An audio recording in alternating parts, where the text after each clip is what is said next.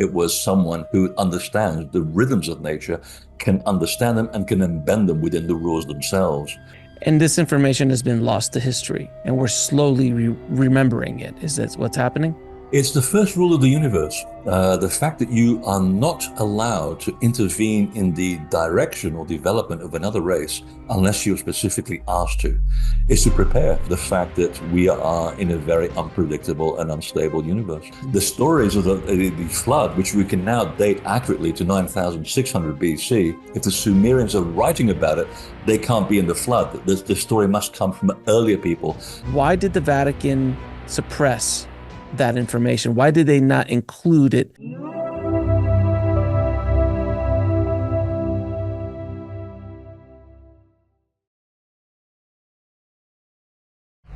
I'd like to welcome back to the show returning champion, Freddy Silva. How you doing, Freddy?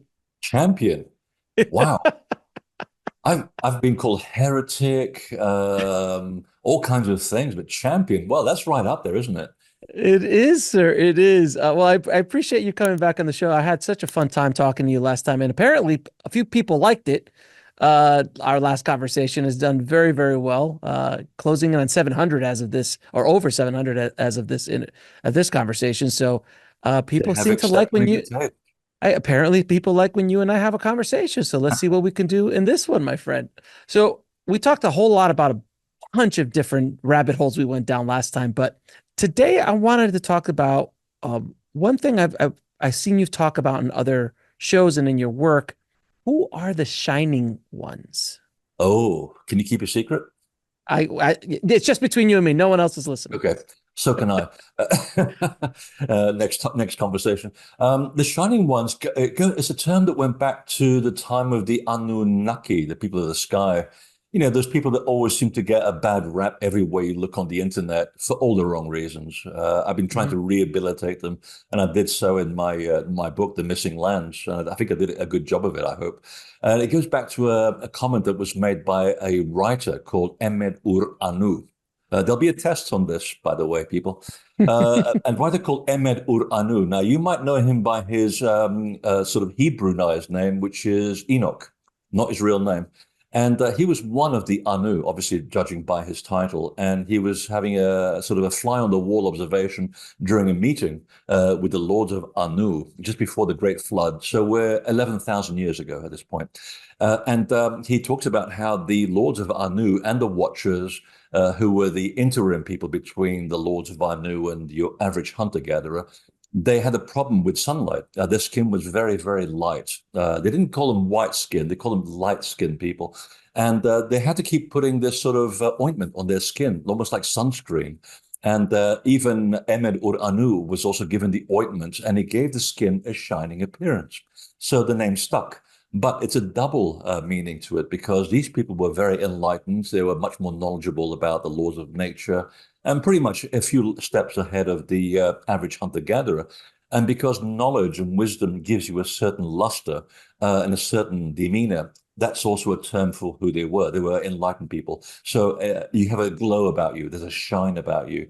You know, and then about 10,000 years later, we start depicting saints and holy people with that halo around them in pictures. That also defines them as a shining person, an enlightened person. So that's kind of where the term comes from. Now, you were mentioning the Anu and the Anunnaki, which, for everybody who doesn't know, obviously came from the Sumerian texts, and it's in the Epic of Gilgamesh too, the oldest story we know. Am I correct in that? Or Yeah, and it was already 5,000 years old by the time the Sumerians got their hands on it, you see. Really? So is that so? The Sumerians. So how did the Sumerians get that information to then write it down Wow. again? I was looking at this idea because if you read the Epic of Gilgamesh and many of the flood myths that the Sumerians were writing about, the whole thing's out of time because the Sumerian culture apparently appears out of nowhere about 5,000 BC. Well, you have to have a precedent. You don't just show up with a fully developed language, a fully developed cosmology, the ability to build pyramids and so forth. It has to have a progression. And I was looking into the origins of Armenia, and I was talking to some of the scholars up in Yerevan, and they're saying, please, we're desperate to tell you the story that all of that information came from us, because Sumerian is based on Old Armenian. So the stories of the flood, which we can now date accurately to 9,600 BC, if the Sumerians are writing about it, they can't be in the flood. The story must come from earlier people. And of course, it came from the Armenian highlands and all that region around Mount Ararat, around Lake Van. And they've got incredible stories about people doing extraordinary things who then moved down to the Sumerian lands and Mesopotamia during a climate change episode around 6,000 BC, just as they did around the Black Sea and Siberia and into Europe. So it fits in very nicely. What are those amazing things that they were doing? Well, they described as human-like, but not quite human, which is a wonderful phrase. And they said, well, they looked like us, but they were much taller. They were blonde. They were red-headed. They had green eyes or blue eyes. And so it sounds like Caucasian people, but Caucasian people were very rare 12,000 years ago. So these were people who also understood the laws of nature and how to bend them. You hear the same story in the Egyptian texts as well, where they were called the Shining Ones, the followers of Horus. They said that the difference between them and us was the fact that they understood everything about nature and the sky. They were master astronomers, seafarers, and mathematicians. And when you have that degree of information, you can bend the rules within the rules themselves. So you can change the weather, just like a Navajo shaman can today, just by the use of prayer and devotion. You can actually manipulate the weather in that respect. So this is what made them different. So they had control of the laws of nature, and you can do things within that thing. You can become a great healer if you understand how the rules of the human body work. You can move the telluric currents of the earth because they are electromagnetic. And so are we, and so are they. So using the idea of guided intention, you can actually move telluric currents. I can show you how to do this in 5 seconds if you have the time, Alex. It's not that Absolutely. difficult. It's Go not for that it. difficult. You have to understand how it works. And once you've understood it, which paradoxically takes years to figure out, which is what I do, you can actually move by conscious intention the telluric currents. But of course, unless you anchor them, they move back to where they were. It's part of the temple making process around the world where, and this is now the overlap with the Egyptian tradition, which is written on the walls of Edfu, where they had a group of gods who are real people, by the way. They're just like us, they're just a bit taller. And they said that because they understood laws of nature, they could actually choose the right stone and the right guided intention to place those currents where they wanted them to be in order to build a temple or a pyramid and so forth. And today we can actually go there with expensive equipment like magnetometers. But if you don't happen to have $40,000, you can get some dowsing rods, become a dowser, and find the same thing. So again, it's about how to work with the laws of nature, understand how nature works, and then understand that your intention is also a packet of information that correctly guided can actually move things to your will. Now, there's a wonderful experiment that was done in Princeton, which I always refer to because it's mind-blowing. It was back in the 80s. It's the Princeton Engineering Anomalies Research Department. There are a group of people who are in charge of looking at that fine line between science and mysticism, that gray area. How can we define this sort of mysticism and put it in scientific terms? Is there an overlap?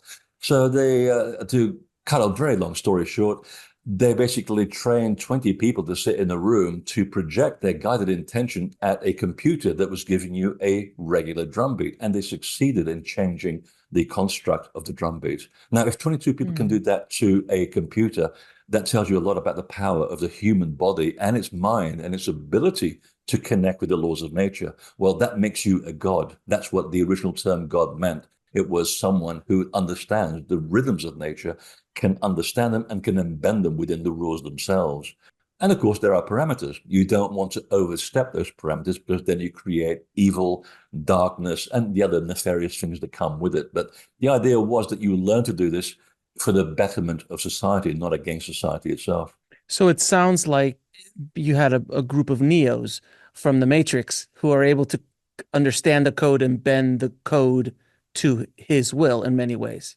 There's a lot to be said for The Matrix and Star Wars as well, and Lord of the Rings. I mean, all of these wonderful stories, including many Walt Disney characters, are also based on those ancient traditions, which then are given a new coat of paint for a new audience.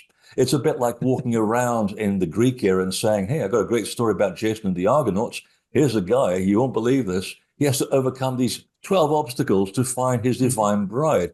And the Egyptian and the audience will say, wait a minute, that's plagiarism. That's a story of Isis and Osiris.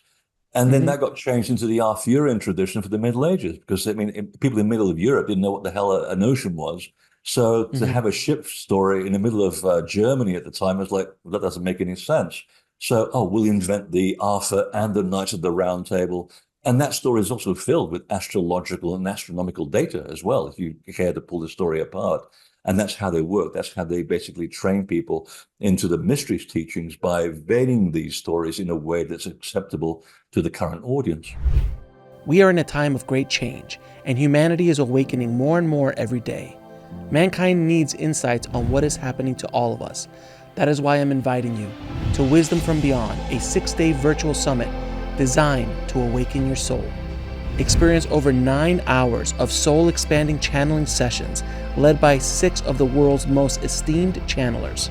Connect with the divine, receive sacred insights, and transform your journey by asking questions directly to the channelers themselves. This is more than just a summit.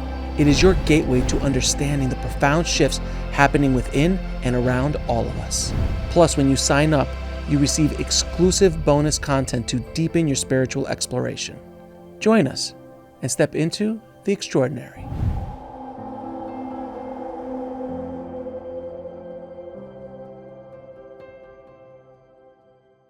So let me ask you, you were mentioning the power of the mind and the power of intention and the power of the human body and these mystics, if you say, understood things a little bit differently than the rest of us.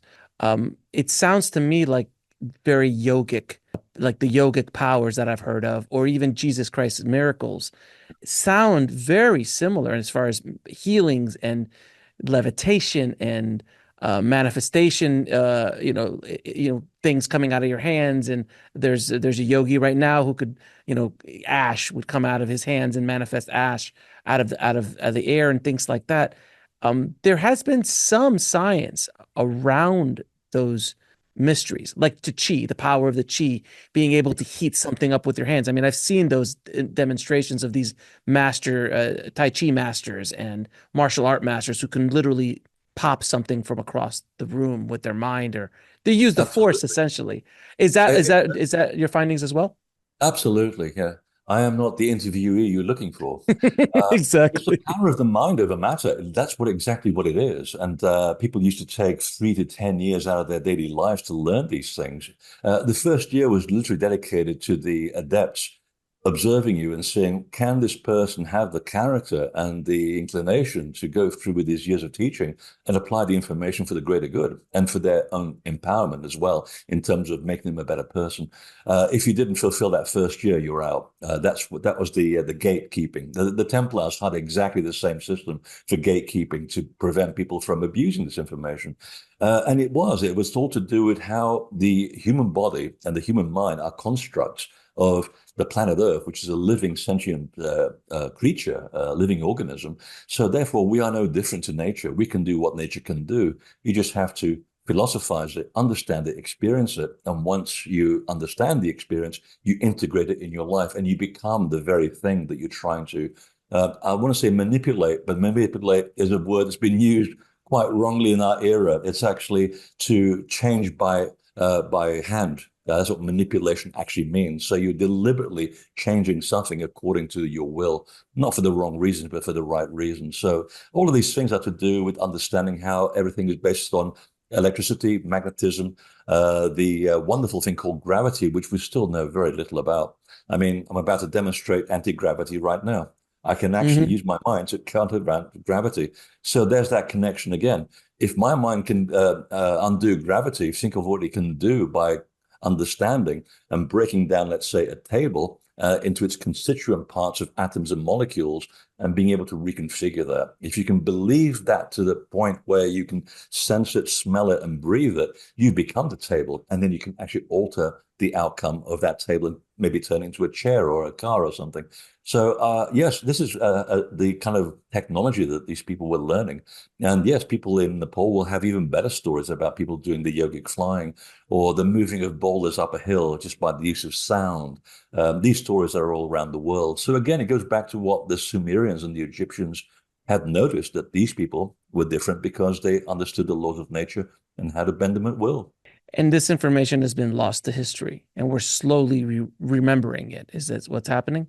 Oh, I wrote a few books about it, but I'm slowly piecing it together. It wasn't my intention, but I keep bumping into the information as I travel around the world. And I listen to people whose ancestors were here 10, 20, 30,000 years ago. And so they are closer to those stories than any of us or any academic. So I want to hear what they have to say. But they're all over the place. They're fragmented, and then they've been destroyed by, by climate, earthquakes, warfare, and of course, Mhm. recently organized religion. All of these things Mm. are conspiring to destroy this stuff. But I keep bumping into them all over the place. I mean, for example, the teachings that Jesus was trying to learn through the Essenes called the Way. I trace all the way back to Japan to the 17 ways of Isis, or Ise, as they call it out there. And that is dated to around, conservatively, to 8,500 BC. So you see how the information has already gone from 17 ways down to one by the time it gets to the time of the Essenes. So it's still around, and you still pick up bits and pieces of it in different cultures like Zen or Buddhism. And most Eastern traditions still have an inkling of what these 17 teachings were about. But a lot of them have been lost. So it's one of my little side projects that I'm doing right now, Alex, is to try and put together all the original 17 teachings. And I can say it's bloody hard work. There's another writer called, and I'm going to hate myself because I forget people's names, unfortunately. He wrote a lovely book that kind of went right alongside the research that I was doing into the last art of resurrection, which talks about these teachings. And he basically lived not far from me in Maine. And he also learned and taught himself ancient Japanese to understand how to find these original 17 teachings. And I got hold of him and I said, listen, how far have you got? Because I'm not making much progress. And said, well, I've managed to find three of the teachings. And I said, well, that's about as much as I've got as well. So I'll let you know if I find any more of those missing teachings. And you let me know if you find anything else. And then somehow we'll put our heads together and try to rebuild all of this. Because it's the same story in Egypt. There are the missing books of Jehuti, what the Greeks call Toph. I definitely feel that they are buried somewhere deep in the Nile Delta because Jehuti's house is actually closer to the delta of the Nile, and it's covered in 30 feet of mud. I'm sure that they're there somewhere, but part of it was discovered in the Edfu text at Edfu in Egypt. So we're making a little bit of progress. It's going to be slow work, so I hope our listeners are patient, because I certainly have the patience to do it, and I'm very determined to complete those 17 teachings. Now, you mentioned ancient Japan. I've really never heard of, I've never heard people talking about the East in that way, like the ancient, like in ancient times.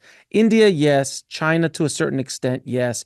But I never hear stories that go back past 6,000 years. Like, because of course, in mainstream education, well, some religions, it's the planet's only 6,000 years old. But but generally, it stops at the old, was it the old empire or the old Yeah. time in the Egyptian times, the old, I forgot what the word is, but you know what I'm talking about. That time. And that was it. Now we know through other things that humanity's been around longer than that, but I really haven't heard a lot of stories or myths even, or teachings from ancient Japan, or South America. Again, to us, it only goes back so far. The Olmecs are probably as old as far back as I've heard down in South America, and even North America. Not much really, other than the just the Native Americans and how far they go back. What have you seen, or what have you heard in your travels in all of these other areas that don't get the press that Egypt and Greece and Europe, and these kind of areas in the Middle East and that area get, because there was a lot more going on Yeah. around the other planet as well, correct? Exactly. And you have to dig deep, you have to be patient, you have to travel. When I was collating the information for the missing lands, which seems like a lifetime away, that book, I almost remember writing it yesterday, and I've already done two more books since that one. It's funny how the world works. I was asking the same question because everything is so Egypt-centric, but the Egyptian gods came from somewhere else. And it's written right there on the wall. They came from a land that's now missing in the middle of the Indian Ocean. There were 8 lands altogether. I found 7 of them already, and they all either were islands or they behaved like islands. So in terms of the Far East, there was a sort of big gap. And I began to get inklings of it during my travels in Polynesia. And ironically, in New Zealand, where one of the oldest cultures on the planet called the Waitaha, they still live there. There's only about 10,000 people left. And they love me because I published their traditions, with their permission, of course, to give to the world an idea that something else is going on here. And they precede the Maori. And I made this big logical jump, said, well, for me, the way that you describe your story, it seems to be you came from somewhere else, like Armenia and Japan, like Hokkaido specifically. And the head of the tribe said, how the hell did you figure that out? I said, I've just had the management talking to me, had a little birds feeding me information, but I can't prove it. And I said, well, it's absolutely true. We originally came from the Armenian highlands, which means that you are related to the Anunnaki. And I said, yeah, the people of the sky god. That's right. And we eventually moved to Hokkaido, where the Ainu are there.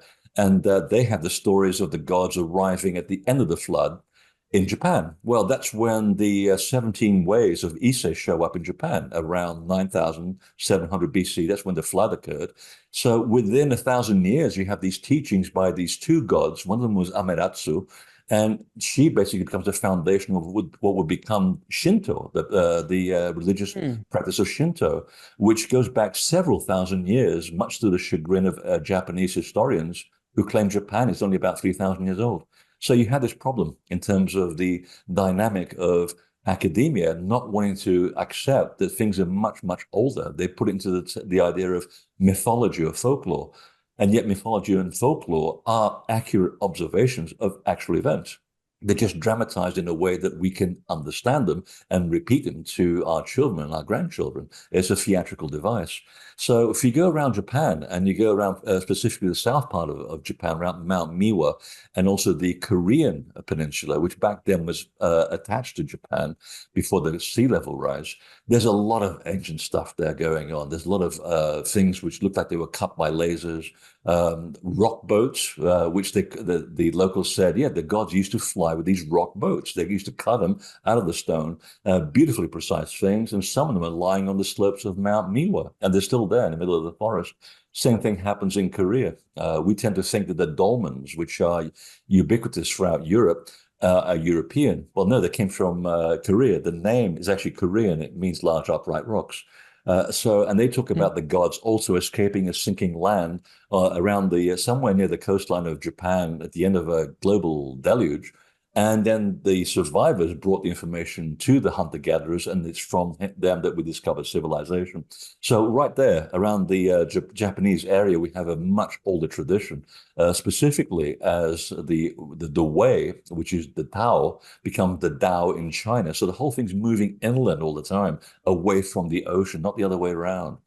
We tend to think that the Tao is a Chinese invention, but it seems to appear in Japan way before China.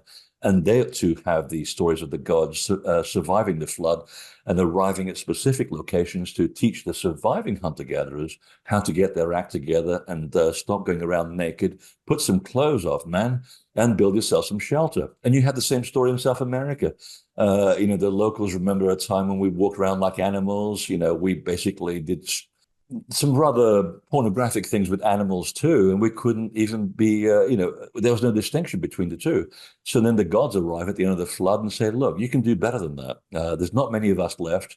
Just because we were gods didn't mean that we also escaped the flood. We also died too. So we're going to have to work together. Now, this is how you do agriculture, how you put 2 pieces of wheat together and create bread, or that animal over there, if you squeeze the teats, you get milk and stuff like that. And by the way, here's having to do with mathematics, astrology, astronomy, because you have to know what's happening in the sky to prepare for the future cataclysms, which are always here. They happen every couple of thousand years. I mean, we've had 13 near end of civilization scenarios in the last 11,000 years, mostly to do with meteorites or solar cycles and sunspots, which incinerate certain parts of the Earth. So this is where we suddenly develop our understanding of how to be civilized. And the stories go hand in hand with the arrival of gods from these sinking lands in the middle of the ocean at the end of a flood. Now you're speaking of these missing lands. I'm assuming one of them is Atlantis, the one that gets all the press. But what are these other lands? I haven't really heard. I mean, I heard of Lemuria, but what are the other lands that were supposedly missing during these times? Well, there was Atl, of course, which becomes Atlantis. Atlantis was a renaming of the original, and the story appears in Portugal. In fact, in the exact location where I was born, which is very strange, with a group of Hmm. people called the People of the Serpent, who were also nicknamed the Shining Ones. Well, they also appear at the same time, exactly the same day, on the opposite side of the ocean in Yucatan. They were called the Its. They were into big names back then: Atl, Its. It was very Hmm. simple. And they talk about how they escaped this sinking landmass in the middle of the Atlantic. But in Central America, they talk also about another landmass in the middle of the Pacific from which they came, which the Hopi talk about, called Kashkara. If you go to South America, and they also have Mu'ul, by the way, which of course becomes Lemuria. There's no such thing as Lemuria. It's Mu'ul or Mu in the Polynesian language, and they have that story in South America. But the Ayamara, which still live, and there's only about 8,000 of them left around Lake Titicaca today, they said that they arrived at the end of the Ice Age with a group of gods to rebuild, not build, rebuild the city of Tiwanaku, which back then was one of those islands in the middle of an inland ocean called Lake Titicaca. So that's another one. And they also call another place called Kainga Nui Nui, which meant the big land in the east. It was somewhere between Easter Island and South America, completely gone. But parts of it were still on US naval maps in the 18th century. And US Navy went out there looking for these lands, and they disappeared due to volcanic action and the fact there wasn't much of them left to begin with. There was another one that I heard in the Pacific and South America called Lapukije, which seems to have been part of Mu'ul as well, because we tend to think of, let's say Lemuria, for the sake of argument, was as a big land. It wasn't. That was millions and millions of years ago. It was a continent that broke down gradually over time. So there are many, many islands by the time we get to the end of the Ice Age. So this is where the confusion comes in. So we have Lapukije, which used to be part of Mu'ul as well. And then we have, of course, this sunken land where the gods of the followers of Horus came from, which is somewhere in the Indian Ocean called the Island of the Egg and Island of Fire. So obviously that was volcanic. Haven't quite found it yet, but I did talk to a wisdom keeper in the Cook Islands, which you'll have to look on Google Earth because Hmm. A, it's hard to find, and two, the island on which he lives is even harder to find. It's about 3 feet above sea level. You've just been evacuated to Australia. And he's the last wisdom keeper. And he was telling me at the time when the Anunnaki, which they call the Tupanaki in Polynesia, there were sailors that used to go there and they had a base up to 3000 BC. And before that, they used to live on their own island off the coast of what is now Saudi Arabia, when it sank and Saudi Arabia went up at the end of the Ice Age. And that was called Tupanaki, I believe. So we have all these places. And I forget the most important one, which is one I'm working on right now, which is possibly the original home of the Anunnaki up in the Armenian highlands, which is also an island somewhere just outside of Yerevan on a big river. And it too behaves just like Lake Titicaca and Tiwanaku as well. The two are mirror images of each other. And both cultures have a memory of each other's cultures in that part of the world. So that's a work in progress. So I think I've nailed 7 out of 8 so far. So it's a very exciting moment. I just have to go to Armenia and finish the job now. It sounds fascinating, and I'm assuming that mainstream archaeology is really not looking You or don't even paying want to go attention. there. It's a lost cause. I mean, they just make. I was just, in fact, I was just listening to my colleague Graham Hancock, and he's Yeah. doing a rebuttal on YouTube to Flint Dribble, as I call him, the little poison dwarf, a liar and a hypocrite. I mean, he really is, and he's basically now debunking what Dribble had said in his podcast with Joe Rogan, that he was just making stuff up, and he was. So these people are very evasive, and they don't want to talk to us. But independent researchers like myself who do the homework and dot the I's and cross the T's and have a big bibliography at the back of the book to show that the information comes from real sources, not the internet.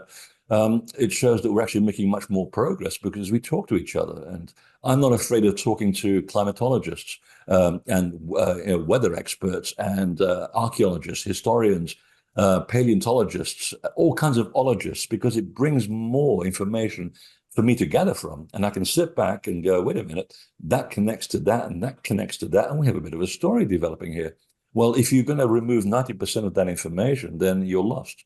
You're only focusing the light on one speck of the ancient information and the history, and you're pretty much lost. You don't know what you're talking about. So I think we are making much more progress just because we have a much more open mind and hopefully no agenda.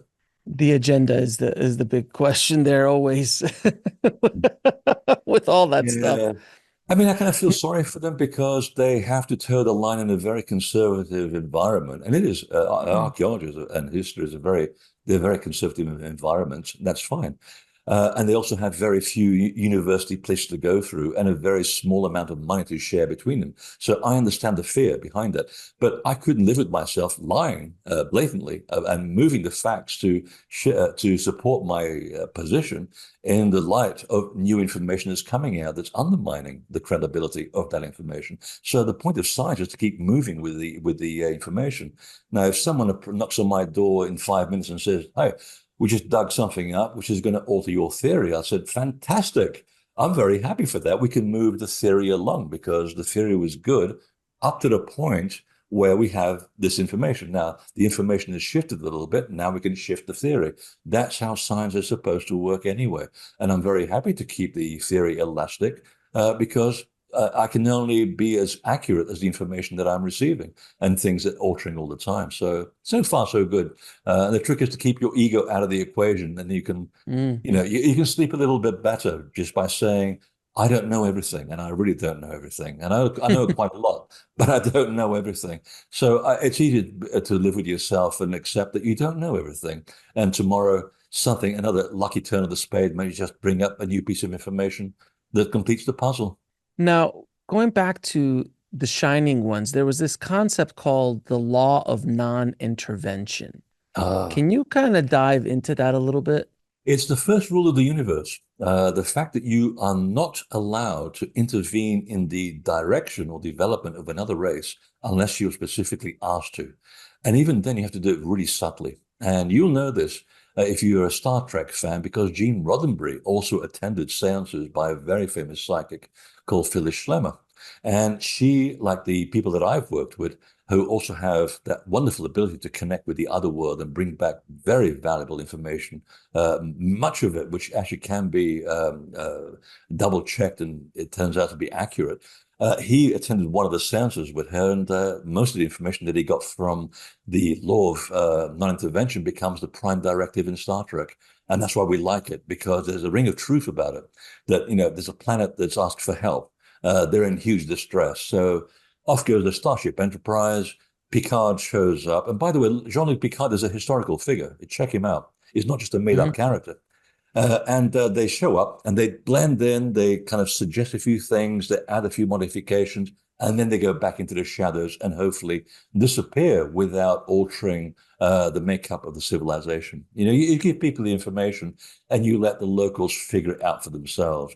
It's a bit like, we starting off after the flood. I mean, obviously we had a lot of help.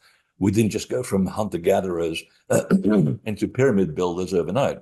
There had to be a process where something had happened, an exchange of information had to happen that allow us to make these huge leaps in civilization to get us where we are. So these are the moments where we suddenly do a bit of research and find out what was happening at the time that enabled us to have this incredible shift of momentum. And it turns out that there was unusual people that came out of the middle of nowhere. And whether you believe that they are aliens or whether they are among us or whether they use portals to appear on the planet, all of those are absolutely correct. All of these methods are absolutely correct. and they integrate themselves within our society. They look a little bit different to us. They're usually much taller, or they have elongated skulls, or they're trying to blend in as best as they can. But you look at what they were doing in historical terms, and they were interjecting new ideas for agriculture or how to build things properly, or a new idea to shift mathematics or an understanding of the stars. And they go back into the shadows and disappear. So essentially, that was what was happening throughout the world. Now, when you mentioned the non-intervention, I mean, from my understanding, the Anunnaki, when they arrived, however they arrived, they actually did intervene in our genetics to be able to make us who we are, messed with our DNA a little bit. And it's one of the reasons why we basically outpaced the rest of the Neanderthals and other Homo erectus and other family members around the planet very fast. I mean, within 5,000 years or something like that, we beat them all, and we weren't the strongest. They had similar brains to us. They were actually better fit for the environment. We're horribly designed for this planet. We get out in the sun, our skin burns. We don't have fur on us to protect us from like animals have so many different things that they can survive in the outdoors, but we really are not built like we're not strong. The only thing we got going for us is our brains. That's essentially, and our thumbs. Our thumbs and our brains are basically the only things that we got going for us. Oh, and our soul, but that's another conversation. But We're generally, very girly, man. yes, so all of a sudden, from when the Anunnaki, according to the Sumerian text, showed up, they manipulated us. And it seems like that's a pretty aggressive intervention. And I heard in the story that they kind of got yelled at by the higher ups, if you will, the watchers. Someone like, you can't be doing this. This is not okay. Is that what your research found as well? It's a very complicated story, and you have to put Sitchin out of the picture here because Sitchin made up a lot of that stuff. We now know Mhm. that because we have people who also now can read Sumerian, and they'll read his stuff and they go, no, he's trying to make a theory fit a certain concept. He wasn't far off. It's just that he went off the wrong, off a little bit off the deep end. All you have to do is stick to the rules, and he would be fine. So he did fulfill a very good function. So I went back to the original text as far as we have them. There's an Estonian scholar called Amar Annus who's done some lovely work, non-judgmental work about deciphering the text. Read that stuff, and now you're in a much finer sort of trajectory because there's no judgment attached to it. It's pure data. And I overlap that with what we know in Egypt because the story picks up there and there's two overlaps and the two stories kind of fill the gaps between each other. And the best I've been able to figure out is that the lords of Anu, who also called the Anunnaki, they actually didn't want anything to do with human beings. They're already on the way out by the time the story appears. They've been here for so long that their civilization has risen, disappeared, and they're now basically on, the sort of the shadow days of their time, and humans are now beginning to get a sense of what's going on. So they ask the watchers, whose name means what it says, because they are just messengers, they're go-betweens, and they can only watch, they cannot really intervene. And something happened in the story where a group of watchers, a small group of them, decided to go against the rules and said, no, we're going to go down into the plains and hang out with human women because, well, they're lovely, aren't they? And they are. And they began to teach humans all the wrong things that people shouldn't be learning at their level of civilization, about warfare, about weaponry, about manipulation of all kinds of things. And that's where the story goes a little bit dark. And that very much is true in terms of the area around what is today Turkey and Syria. And what was happening is, and we don't know the reason why they did this, it's an unknown quantity. They began to interbreed with women, and it did not work very well because, like they said, they were human-like, but not quite human. There was a genetic mismatch between the two. And the children that were begotten by the women, mostly women died during childbirth because they gave birth to infants, obviously. And they were called the Nephilah, the children of Orion. And that's a clue as to where they originally came from. And I hear this in every culture on the planet. Even humans at one point came from Orion in two cultures in the Pacific, by the way. And they were saying that yeah, that wasn't the original problem. These children grew up to be much taller. They're covered in red hair and they were maladjusted. They weren't the problem. It was their offspring that was the real problem, because now you have a miscegenization of DNA where things are really out of control, and they did not adjust to human life or physical life in any way, shape, or form. And they went around eating people for fun, making warfare, and breeding like rabbits. And there's a wonderful moment in the book of Anu or Enoch, where there's this conflict between Gabriel and Uriel, who were two of the leading watchers, having a little chit chat with the lords of Anu and saying, we've done our best to gather all the bastard offspring of the bastard watchers, and we haven't got the manpower to bring them in. They are destroying humanity. Humans are not going to make it, and it's going to be a planet of red-haired, horrible ape-like people, very, very tall and very brutal. What do we do? And I remember reading this and being a fly on the wall, and it's like, oh, my heart just drops, and I could hear them having this anxious moment where they said, we're just going to have to destroy the earth. There's no other way around it. To save humanity, we will have to destroy the earth. There will be survivors, and some of us will have to agree to stay behind to look after the survivors, because when the earth is reshaped and humans have nowhere to go, we have to teach them the foundations of civilization so that they can have their moment in the sun. So in a way, they were doing us a huge favor, but they're also put into a huge quandary here, because a small group of their kind disobeyed orders and created havoc. So they had to intervene for that reason. I'm not being an apologist. I'm just saying exactly what I've read and how I've interpreted based on the original information. And I feel much better about that, because there's no account that I've heard across the world to this point that says that we worship these people or they're unpleasant to us. Yeah, they weren't perfect either. I mean, you have the story of Enlil and Enki, two of the Anunnaki. Enki loved us. He would do anything. He'll bend over backwards to help humans, because he said, you know what, we've been around for a long time. They haven't. Let's give them a chance. Let's give them a break. Give them every possible break imaginable. Enlil was like this very unsavory character who had no patience and said, just get rid of them. They're just black-haired apes. We don't need these people except for manual labor. So that's where Sitchin comes in, and it brings the story out and makes it very useful to show that, yeah, there were two parallel civilizations going on, but yet just the fact that these people were more advanced doesn't mean to say that they were any better than us. They had their problems too.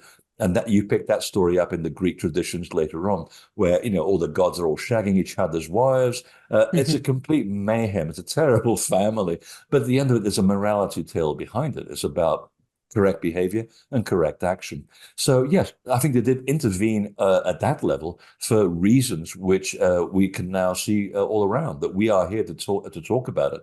Because had they not intervened directly to stop this catastrophe, today humans wouldn't exist, and we'd be on a planet with people covered with red hair who are not particularly pleasant and who are still alive in the Solomon Islands in the Second World War, by the way.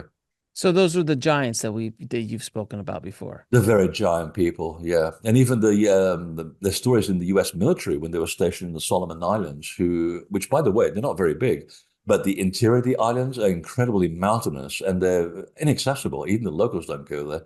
And they also don't go there because they keep telling us Westerners, you really shouldn't go up to the mountains because that's where the red-haired giants are. And they were once part of a very big civilization. They've lost hope. They can't interbreed with anybody. We just leave them alone. And they usually do useful things for us. They're nice people. But if you encounter one of them, it'll scare the hell out of you because they're about 12 feet tall. And that's a verbatim quote. Now, I know that story is true because when I was doing the research for the missing lands, I found a journalist in New Zealand who said, I picked up the story in 1956 of a young girl who, after a storm, saw a body washed up on the shore of the North Island near Raglan, the town of Raglan. And it's a humanoid. You could tell it had arms, legs, a head, but very tall, about 12 feet tall. And she called the mother called the council brings out a flatbed truck, puts the body on the truck with the meat still attached, by the way. And they threatened the family with all kinds of consequences if they spoke about it to anybody else. The journalist tried to publish the story, was fired. So I took his story and published it in my book instead because I'm a very naughty person. But it turns out that I like the truth to come out and see what happens. And I also like people being sort of put down for their for telling the truth and following through Right. with due diligence. I think there's something to be said for people who, are courageous enough to put their livelihoods on the line for our benefit. So I'm more than happy to help them out. Because I also took this a stage further. Where did this person come from? Obviously, it didn't float all the way from the Solomon Islands. Turns out that the hill next to Raglan is called Mount Cariore, which in the local language means the mountain of the red-haired giants. So I asked them, the local Maori people, what do you know about these people? And they said, oh, they were still here in the 1800s. They had a group of people up there. We left them alone because they were much bigger than us.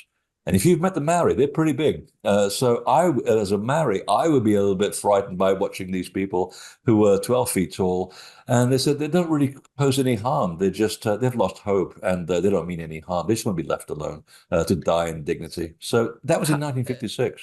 So how did they survive for all those years if they weren't able to breed? Interbreeding, and that's part of the problem why they went downhill. And it brings you back to your original question about the interbreeding and the interaction, because the Egyptians had the same story as well. So when the Shining Ones, followers of Horus, show up after the flood to rebuild what they'd already started along the Nile, which is the foundation for the future temples, they said, well, we had a bit of a problem because we did not want to govern the country. We took the throne of Egypt, but we would always be looking for a human to take over. And we had to sort of handpick people who we knew had the courage and the fortitude to represent the highest ideal of humanity. When we found that person, they went to the throne and we went off into the shadows. And it worked for a few generations. And of course, things degenerate as they do among the human race. And then you got some idiot who takes the throne of Egypt by force and wants it all for himself. So they had to get rid of him, take over the throne of Egypt, and then find another suitable character to take over. And this became a bit monotonous. So there's a wonderful moment in the Egyptian text that talks about how they had to find a way to interbreed with humans and make the situation work. The Wichita of Oklahoma actually have picked up on the story. They said that, yes, around the end of the flood, there were these giant people that came from Appalachia, and they would ask to take a bride from our family. And the bride said, oh, actually, he's much taller, but he's a lovely man. I would like to marry him. And they were wedded. But unfortunately, the women died during childbirth because, again, they gave birth to infants. So they had to stop the practice on both sides. They agreed that this is not going to work. But the Egyptians make it very clear that they succeeded in finding a way of making a genetic interaction with interbreeding, because they talk about a lineage, a long lineage of pharaohs who are half human, half divine. And they say at the very end, and the end of that bloodline stops with the pharaoh Mena, who ruled in 3100 BC. He's a historical fact. And they describe him as the first pharaoh, and I quote, of a purely human bloodline. But the bloodline keeps popping up in and out. At this time, it's very, very rare. You get it in Amenhotep III, and of course, his son Akhenaten and his son Tutankhamun. And you can tell because their bodies are a little bit more degenerated by then because of the problem of interbreeding. Hatshepsut also alludes to the fact that she was also part of that bloodline. But by then, it's so diluted that the process has largely worked, even though sometimes you skip a generation, and of course the problems with physicality turn out. You mentioned the Book of Enoch and these amazing stories that are within the Book of Enoch. That Book of Enoch is included in the Ethiopian Bible, but it has That's been negated or suppressed, if you will, taken out, edited out of the Vatican's official Bible, King James Bible, and so on. There's so many versions of the Bible. But even if you go as far back as you can, I think within the Vatican line of Bibles, that book has always been out of it.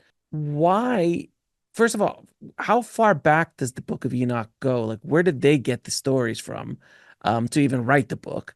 And secondly, why did the Vatican suppress that information? Why did they not include it? Because it doesn't seem to be, I mean, it's kind of radical, but there's other things I get, like reincarnation I get, and Jesus's storyline I get. And of course, we took out the 18 years that he's off in India or in Egypt learning things before he comes back to Jerusalem.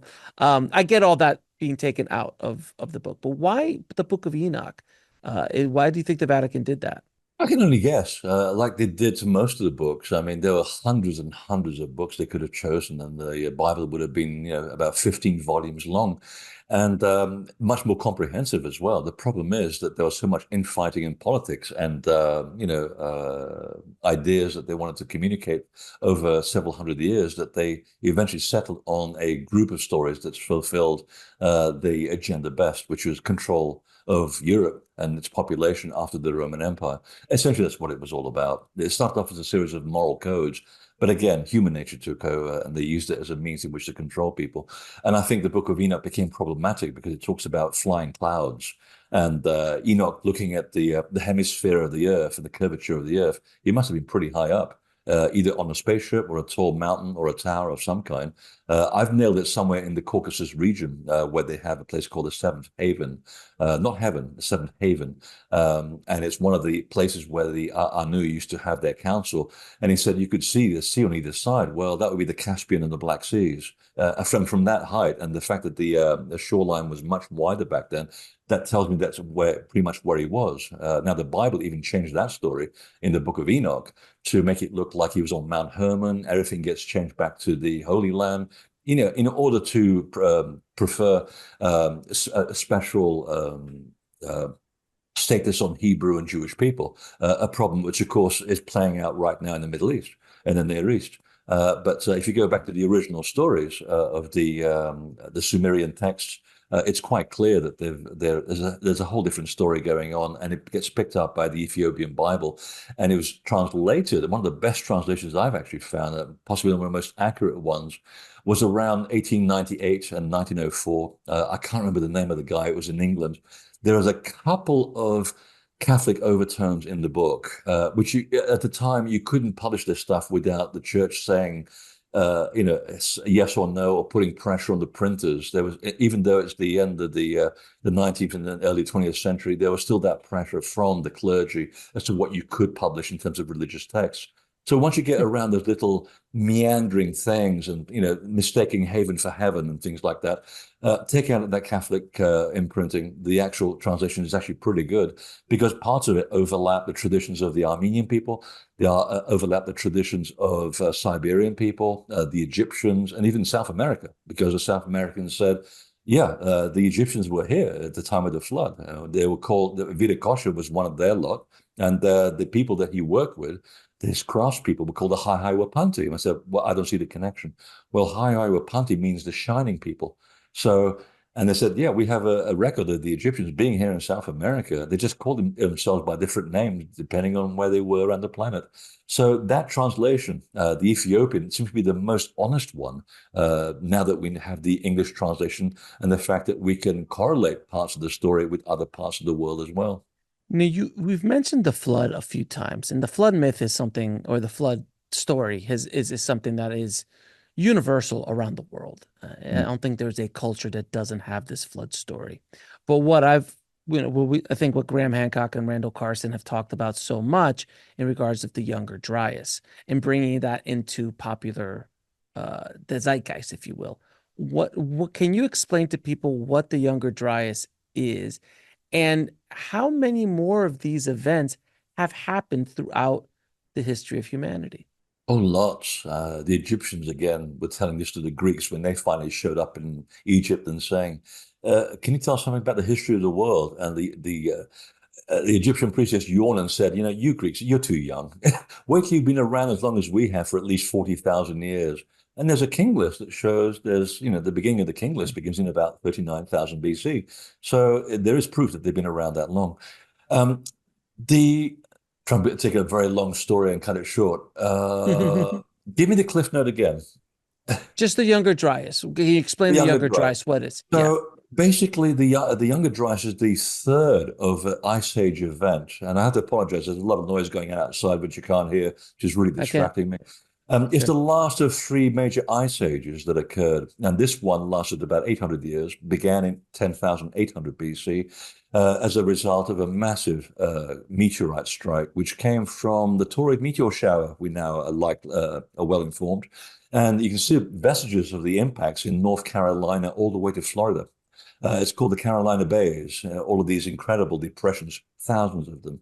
And you can see the Mhm. trail of the movement of the actual impact as well. And it's one of three ice age events which caused a rising and lowering of the sea levels, dropping and raising of the temperatures over the course of 5,000 years, which is nothing in the geological record. But since then, and I was talking to Robert Schoch, the geologist, about this Mhm. over a sort of a very quick brunch and a very quick pint, which he still owes me, by the way. And I'll be seeing him this next weekend, so I'm going to collect my debt from him. He's saying, because his big thing is about solar flares and the fact that the sun during its peak activity does, on occasion, reach out at these big flares, and the Earth at the wrong place at the wrong time will get incinerated. Now, in 2500 BC, the Chinese fleet in the Pacific got completely destroyed by a solar flare from China all the way to New Zealand. They found one of the ships in New Zealand, 2500 BC. And that's just part of the story, by the way. In the Middle East, sorry, in the Near East, in 1300 BC, we have another major event that incinerated everything from Anatolia all the way down to Palestine, and it brought about the end of the Bronze Age in the Mediterranean. So we've had 13 near end of civilization scenarios in the last 11,000 years alone. And this brings us back to the idea of why did we build temples and standing stones and stone circles, which are obsessed with the sky. I mean, if you and I wanted to build a calendar to tell us where the sun is and the moon is so that we can grow crop, you just take some sticks and you put them on the ground and you figure out the position of the sun and the moon over the course of the year, and you're done. And it'll serve you for generations.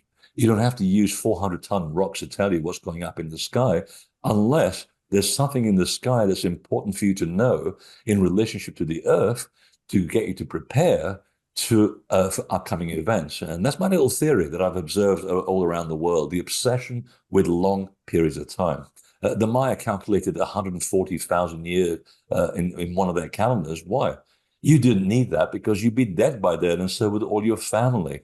Unless, of course, you're telling the people that are coming after you to be prepared for where the Earth is in space relative to the solar system and where the solar system is relative to the galaxy, because luck favors the prepared. So if you know what's coming your way and you know what the sun is doing, you can hide. And we now have the evidence of many tunnels, cities under the Earth, specifically in Turkey and Anatolia, which shows that, yeah, Mhm. 50,000 people could very easily cohabit in there and survive a big outcome. I had the same story in New Zealand with the Waikaha, which sounds like this happened around 2500 BC when that incineration destroyed the eastern side of the South Island. And they hid in the caves. They had a precognition of what was happening. And then when it came out 3 weeks later, they found the whole place completely razed and burned to a crisp. It took out many of their native bird species. So we have had these events before, and many more will come since then, which is why NASA now is also obsessed with the sky and blowing objects out of the sky. And how can we move this asteroid? Because they read the stories that people like Graham and myself write, and we just keep retelling the same story. And I bump into people at NASA conferences, and they said, "No, we love reading your stories because it tells us that we should be looking at the Taurid meteor shower every November because that's the big culprit. That's where most of these rocks come from to keep destroying us. The sun is quite predictable. We know when the sunspot activity is, just not how much it's going to be. That's the big problem. Sometimes there's small solar outbursts, and then there's really big ones. And if we're in the wrong place at the wrong time, there's nothing we can do about it except hide in caves." So there is that sort of wonderful storytelling mechanism that tells us that to be prepared is to survive for another day. Now, you were talking about asteroids. We have an asteroid belt in this solar system. But according to some ancient stories, that wasn't always asteroids. According to these ancient texts, that was a planet Yeah, that was destroyed. You've heard this story. I So have. what's your feeling on that? And then also to piggyback on that, I think NASA's just discovered that there is another planet within that asteroid belt that they find that they're like, oh, we never saw that before. And there's an actual like small planet there that was not, it's not just a giant asteroid, it's like an actual planet. And they're trying to figure out more information about that. So that's just two things I found about the asteroid belt. But I found that whole story fascinating. I'd love to hear your thoughts on it. Yeah, I mean, we can only speculate based on what we know, and that is that it seems to be the orbital path of something very large that was hit by something even larger. And if we just go back to 1997 to the comet Shoemaker-Levy that blasted its way into Jupiter, and Jupiter is Mhm. wonderful. Jupiter takes a hit for the Earth more All the often than we time. can give it credit for. It's there for And a the very gravity. And talk the about gravity too. yeah, talk Yeah. about design, and Saturn. It's like, Beautiful. yeah, they're the gatekeepers. They're at the two-thirds of the way into this into the system. They're good gatekeepers because the gravitational pull will lure most things in. So I suspect that there must have been some big body there that was also in the wrong place at the wrong time, and the right projectile at the right velocity at the right angle took it out and created the asteroid belt. Now, I mean, we have the same thing here on the planet as well. We often get hit by big things where the Earth actually stops spinning, and sometimes it starts spinning the wrong way around. And again, to quote the Egyptians, we've been around, and I'm quoting, we've been around so long that we notice the time when the Earth sets where it now rises, and the sun sets where it now rises. Sorry, the sun sets where it now rises, and rises where it now sets. We've experienced that 4 times, and we've experienced the Earth also being upside down at one point. Not the actual magnetic field. The poles actually reversed because of something big that hit the Earth at the right trajectory, at the right position on the face of the Earth to give it that nice motion that tilts the Earth upside down. And then also sometimes the Earth actually goes backwards. It rotates backwards on its axis. And of all the big changes that occur regularly, that's the most drastic of them all. That's the exact quote that the Egyptians told the Greeks, which of course the story then gets fed to Plato eventually through Solon, the scholar.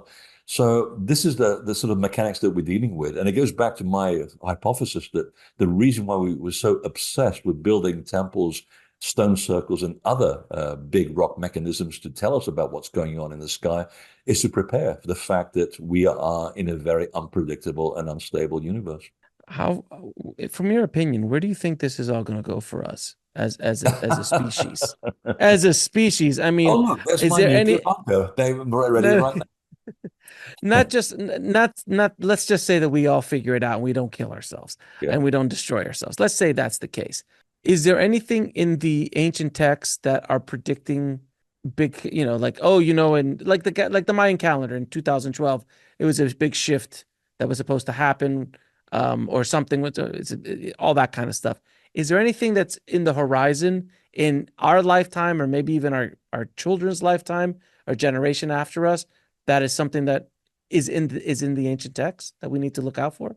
Oh, we're already in the middle of it. And you can see by the way the climate's behaving, the way that politics is behaving, by the way that people have lost the gray area in discussion, everything's black or white. That happens all before any major change. And the Yuga cycle of the Indian people has Sure. been very, very accurate, mathematically accurate, by the way, because there's a mathematical equation about the great year, about roughly 26,000 years, how it breaks down into small cycles and how the Earth is obliterated by certain methods. And they said the before that it was obliterated by water, and that was the end of the ice age, and the next stage would be obliterated by fire. Well, look at what's happening around the world with all the fires that are going on. I just came back from Portugal, and a country that's about the size of Vermont. 110 fires. I mean, that's a hell of a lot. I saw stuff that you would not believe. I mean, entire parts of the country completely incinerated, and it gets worse year by year, even here in North America. There's one Hmm. right now burning out of control. I believe is in Wyoming, is it? Somewhere out west. And so we are running out of water. Rainfall is no longer falling in the places where it should be. So we are in the middle of major climate changes. But to quote the Maya on this, because they're also very clear on the cycles of time and how each cycle is very predictable. But it doesn't just happen like that. It's not like you're having a cup of coffee and then you go, I'm sorry, I've got to break this conversation off. I got to go and hide in my cave because I can see something happening. There's a window of opportunity, and if you talk to the Maya, who is still around today, by the way, they just Hmm. they just disappeared into Guatemala and into the jungle to escape those naughty white Spanish people. So they're still around, and they said, we laughed when everybody's panicking about 2012. it's not like your Volkswagen engine suddenly hits a million miles and stops. No, it goes back to zero, and the odometer keeps going. That was the midpoint of the whole prediction. There is a 60-year window, and the idea is that you have a 60-year window where not only the Earth also adapts to the new changes, and it brings about chaos as well, and we have to adapt to those changes. But there's also a way that human consciousness is part of that change too. It's influenced by the change, and we influence the change too. The two are synchronized. So everything to do with humanity, the way it feels and thinks, and the Earth change and the solar system as well as an organism, everything is wheels within wheels, and they basically are connected to each other and one follows the other. So the idea is that we have to adapt to this new world that we're coming into, and you have 60 years in which to do it. So the window is quite open up to 2012, and you got your midpoint. After that, if we haven't hit a critical mass as a consciousness, as a global consciousness, and taken on the fact that we're in the middle of huge changes and we need to adapt and prepare, because again, luck favors the prepared. The window starts closing in. And as the window closes, so that we in our nervous system begin to pick up something is not right amongst us. And those who are much more aware and awake will go, wait a minute, let's try and get ourselves out of fossil fuels. Let's design magnetic levitation or anti-gravity. And believe me, anti-gravity devices have already been designed in 3 countries, and I can't tell you any more about it. They're waiting for the right politically appropriate moment to come out with this information. And it's based on crop circle research, of all things. That's another story for another day. So we have new ideas coming out every single day on how to tackle pollution, how to get water out of thin air in the middle of the Sahara. And these solutions are very elegant. You don't get to hear much about them because the noise is drowning out all this positive information, because we as humans on a general scale, we're addicted to chaos. So the news cycle is always talking about chaos. Not because of a conspiracy, but because we just like chaos. That's what makes the headlines. So until we get around that and we make an effort to bypass all of that, we have to go and look very hard for positive news around the world, and there's lots of it. So the thing is, we still haven't hit that critical mass, and now we're within, let's see, about 16 years away from the window closes. Now, if we haven't hit the critical mass of the consciousness, the full change of the Earth and its changes is going to hit us like a ton of bricks, and not many people are going to survive. But if we just allow for the fact that we can find a solution to this, and we can ride this new wave of change elegantly and stoically, we can actually continue civilization, a little bit battered, but we'll continue as we always have done. And I wrote about this at the end of as a conclusion to The Missing Lands, and I don't want to give you a spoiler because it's a lovely, elegant ending. I actually found an antidote to this, because a prediction, Alex, is only as good as the time when it's made, because human consciousness and its ability to have free will, we can alter the outcome. That's the problem. And also the solution. And there have been experiments done in Princeton, yet again, of the inclusion of human consciousness and how it can change the outcome of events, including the use of transcendental meditation, by the way, which is another well-documented way in which human consciousness can alter the outcome of a local environment. Suffice to say that without spoiling the end of the book, there is an antidote, and we are the gods we're waiting for, to coin the Hopi joke. And that's the irony. 12,000 years ago, the Anu were faced with the same problem of extinction of the human race. They bailed us out. Now we're going to be the gods we're waiting for, because we have that potential to alter the outcome. The outcome, I mean, the change is going to happen regardless of us anyway. It's the way that we ride the outcome, the way that we handle the outcome, that's the difference. And there is the potential that we will actually be able to achieve that. So I feel good about it. I see a lot of positive things around when I choose to look for those positive things. If I want to sit here on social media and look for negative stuff, yeah, I'll find that too. I just want to go there. I want to have a good time when I'm here. That's part of my particular makeup on life. And besides, I don't like the idea of burnt skin and scarcity and things.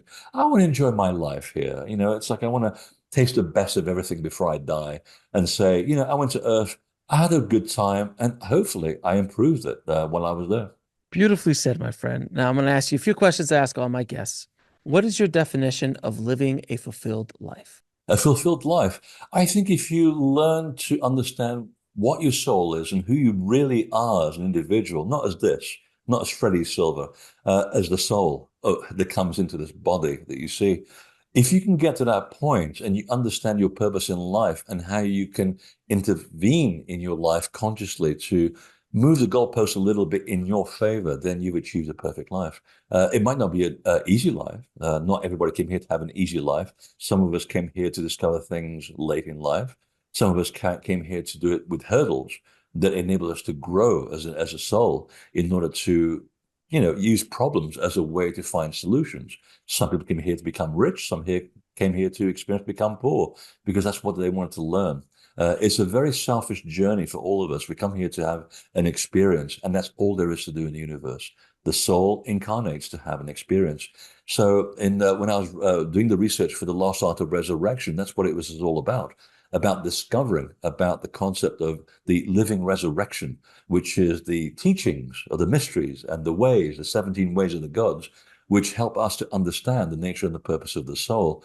And the one thing that they used in the old days in order to help you connect with the essence of who you are as a soul was to have an induced near-death experience inside the pyramid or a sacred cave or a special tomb. And this is where the concept of resurrection comes from. That's been distorted by the Catholic Church, but the Gnostic Christians knew about it. They knew about the metaphor that it was. It's not a physical death, it's a metaphoric death. And again, to kind of very long story short, the third year of introduction and learning was to take poison during a day and slowly kill yourself. Hopefully with someone else helping you out, because it was a very dangerous practice.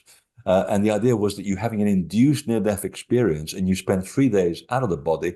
You go back to connect with the essence of who you are. You discover the purpose of your soul and you come back conscious of what you've learned, where you've been, and the purpose of your life. And many people, many enlightened people in history have undertaken that journey in order to discover themselves, and they become citizens of a modern and enlightened culture. Plato did it. Pythagoras did it 5 times. Many of the pharaohs also did it as well. And you can usually tell by the little crown that they have with the serpent and the vulture on the third eye. The fact that they are no longer associating with their base nature, which is the serpent, which glides along the material world, but the vulture, which sees and flies above the serpent and sees the big picture. That's what the metaphor for that is. So if you can get to that point, whether it's by doing an induced near-death experience, which I don't recommend, by the way, unless you really know what you're doing, or doing extreme shamanism, ayahuasca is just an approximation of the real thing, by the way, or learning Kriya Yoga, which I understand to be the most closest you'll get to manipulating the energy field of your body in a conscious direction, but you still need to do it for about 8 to 12 months. There are no shortcuts to this. So there are many different methods around the world that you can do it. And if you can get to that point, you become a well-enlightened light being. You're living a life consciously aware. That's the best way to have this experience. And by the way, in 1890, in the Great Lakes, and I believe it was in the mitten of Michigan, there was a tribe whose name I cannot remember. They were still doing this. And they would take the poison after 3 years of preparation, and they would have an induced near-death experience. The shaman would make them, the initiates, dig their own grave. They were covered with soil all the way up to their neck, and off they go into the other world for 3 days. How did it come back? Because leaving the body is easy. Coming back is a problem. You have to have a lot of techniques to facilitate your soul to find its way back into the physical world. The shaman would take a deerskin bag, fill it with rocks, and pound your body until you woke up and came back from the other world. Talk about a rude awakening. I like Native American people have a great sense of dark humor about these things. Now, if you had a chance to go back in time and speak to little Freddie, what advice would you give him? To go back in time, I don't know. It's so easy to go back and to think that if you had another way of doing this, how would you do things? It's a very romantic notion, and it brings out the romantic in me, and I like that. But at the same time, I don't think I would change anything because now that I'm a bit older and hopefully a little bit wiser, I can see that all the problems and the obstacles and the people that thwarted me on the way to where I am now were there for a reason. I chose them. I deliberately chose these people to be in my life, and I take responsibility for choosing them because It was the way I chose to overcome these obstacles that got me to where I am today. And I'm very happy where I am. I'm still not comfortable. I mean, there are things I would love to have. Like I have a 21-year-old Mini Cooper, for heaven's sake, which is very hard to replace. I'm trying to find a 2013 Mini. Anybody out there has one, let me know. And it has to be manual, by the way, no automatics. So there are things in my life which I like to improve, but I'm still alive, so there's still time to do it. So no, I don't think I would want to go back and change anything because I now understand the process and how it is useful for you to come here and do what you came to do. And I'm saying this also because I learned this information during a group that I work with in England. It's under the tutelage of a very I'm not going to say famous psychic. She's a very important person in her community who helps the police with their work, by the way. And it's in her natural ability to do what she does. So I'm part of that group. We go around doing what we call spiritual terrorism around the world to fix these sacred sites from the pollution that's gone into them from people's thoughts and what they've done to them. So it's a background thing that we do. There are CEOs involved. There are famous gold Olympic medalists, and I can't tell you who they are because we want to keep a very low profile. And from what I've learned from what happens in the other world is that we, before we arrive here on Earth, we choose to be here. We choose the people that we want to interact with. We choose the people that want to be part of the play that we're in, just like Shakespeare wrote. And they come here to thwart us, and some people come to pave the way for something else. And when you're ready, the door starts to open into another experience. So I own that. I don't have to believe it. I accept it for what it is because I heard the same story from a clinical psychologist called Michael Newton, who was in LA, wrote two of the best books about past life experience and life between lives. And they're still in print today. And he had no inkling of woo-woo work or being, into mystical stuff. He's just your bog standard clinical psychologist dealing with, sexual problems, smoking, drinking. And his patients are describing what's going on in the other world in trance. And the next patient that comes along that sits in the chair completes the story of the previous patient. You can't make this stuff up. So the story that came from his patients was the information that we were getting. Same information that Gene Roddenberry was collecting from his information from with Phyllis Schlemmer that becomes the foundation of Star Trek. So yeah, I wouldn't change anything. It's part of the process. How do you define God or source? Oh, in the same way that the ancestors used to do it. A god is the spirit that's found in anything. A stone has a god. Water has a god. A blade of grass has a god. Everything has a god. Once you understand the fundamentals of what that god is, so let's say, for example, I want to understand about water. How does water work? When it's frozen, when it's still, when it's lively, and when it's hot, and all the stages in between. Once I understand everything about that, I become the god of water. That's what the term God used to mean. And then, of course, when religion and superstition starts finding their evil way into human society, around 1800 BC, generally, when things got a bit out of control, weather's changing and patterns of agriculture and migration are changing, we started to stop understanding what a god really is, and we began to worship things. Abstractions and the fact that they're in the invisible universe. No, the gods are all here. They're all amongst us. They're just the forms of nature. So that's my idea of God. But at the center of it, there is some unifying force because one of the seances that I attended, we were able to connect with a group called the Council of Nine, who don't often show their hand very often. So when they appear in the room, it's like, hello, everybody pay attention to this. And they said, well, we're just very, enlightened people who have millions and trillions of experiences. And our job is to guide younger souls like yourself. So that was very comforting to know that I'm not, still up in the hierarchy. It gives you a barometer and say, well, one day you're going to be in our position. You'll get, as you humans say, you get the T-shirt. And then you've got nothing else to do. You've had all the experience you've ever wanted. And I said, so are you the creator? Oh, no, we're not the creator. I said, so what is the creator? Well, we can see the creator and in the whole room, you can feel everybody in the room getting like this and saying, that's a very good question. I know. Let's just stop beating about the bush. Can you see the creator? I said, we do. It's very close to us and it's light. It's love. That's it. Yeah. It's light. It's love. Well, don't you want to find out what it is? And they said, no, we don't, because it robs us of the one last question we have. And I thought, isn't that wonderful? They've had trillions of experiences, billions and billions of incarnations. They can now teach and guide the younger souls to do what they're doing and bring them to their level at one point. But they don't want to become part of the creator, because they said, there's one last question we have, and we want to know what it is. Because once we stop asking that question and we find out what it is, we lose our identity. We join the creator, and that's it. Boom, you're back to the source. Very elegant, and I like that. I don't have to, again, I don't have to believe it. I don't have proof, but I like it because there's a ring of truth about it. Where can people find out more about you and the amazing work you're doing in the world?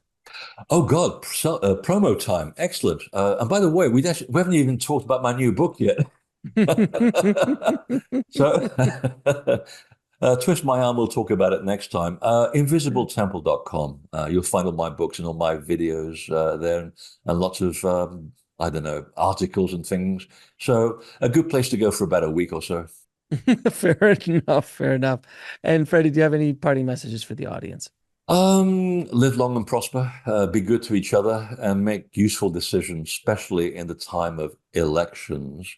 Yeah, get your information from reliable sources on any subject. Don't take the easy path, because 9 times out of 10, in my experience, it's someone's opinion dressed as fact, and that's where most of the problems will come from. Take the time out to shut out stuff that doesn't make any sense in your life. Go for things which have depth and which get you somewhere. And sometimes even hard truths will get you somewhere further than a lie or something that's superficial or easy to come by. So go out there. Take time to go out to the mountain, and by all means, venerate the sacred places. There's something around you somewhere.